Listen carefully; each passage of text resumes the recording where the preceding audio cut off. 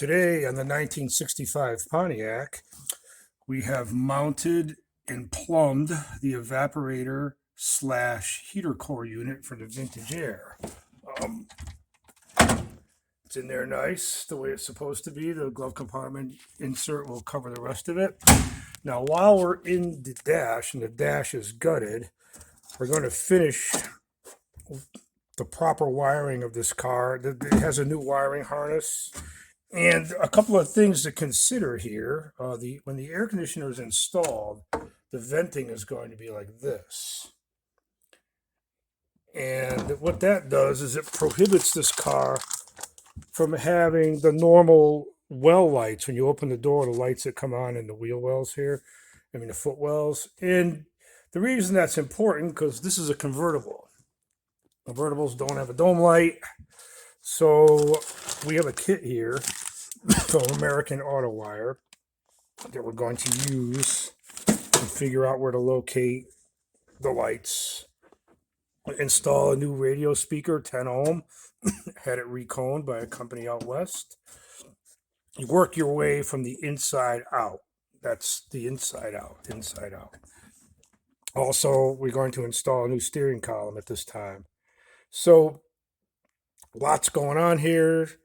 Next time, it's going to be wiring, dash, ducting, etc., etc. Stay tuned. Also, on the 1965 Pontiac today, we installed a modified version of the old heater box, which makes this vintage air install look a lot better, in my arrogant opinion. They have you install a plate to cover the firewall. And rather than discard the old blower housing, what we do is cut the blower motor out. It's hard to see. Once you put the fender well in, you won't see it at all. And paint this and mount it over the plate using the original mounting hole. So I'm not going to use all those screws. Later, I'm going to replace those with standoffs for wiring. We also mount the heater control valve on this unit as well to make a nice, neat, and stock looking appearance. So when this is finished, it won't look like a typical chop-in job installing the central air. The side keeps vintage air.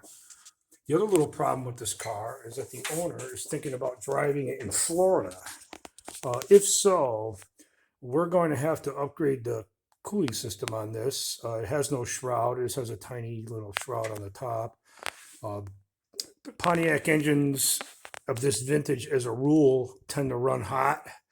So adding air conditioning is going to make it run a little hotter, because it's going to be harder to pull air through here because the condenser will be in the front of it. Secondly, if he's thinking about driving it in Florida, the ambient temperature is going to be a challenge for this as well. So I'm thinking about perhaps putting a heavy-duty radiator in here and a dual fan kit. One fan, electric fan, would be connected to the engine, and when the engine gets above around 224 or so, it would kick that fan on, and then there would be a second fan that would come on every time the air conditioner is turned on and be controlled by the AC control unit. So we'll jaw jack about that, the owner and I, and we'll see what we come up with. But if it was my car, that's what I would do. Otherwise, we're heading in the right direction here. We're going to keep working inside the car first and finish the plumbing and the dash and the steering column and the radio, all that stuff. The dash finished, come out this way, finish the wiring here, bring the wiring out to where the condenser is going to be, to where the compressor is going to be, finish plumbing the wheel well here, which it's almost finished. There's a plate that you put in there. You can see it up there. I just need to seal it in. But I like things to be able to move till I'm ready to rock and roll here.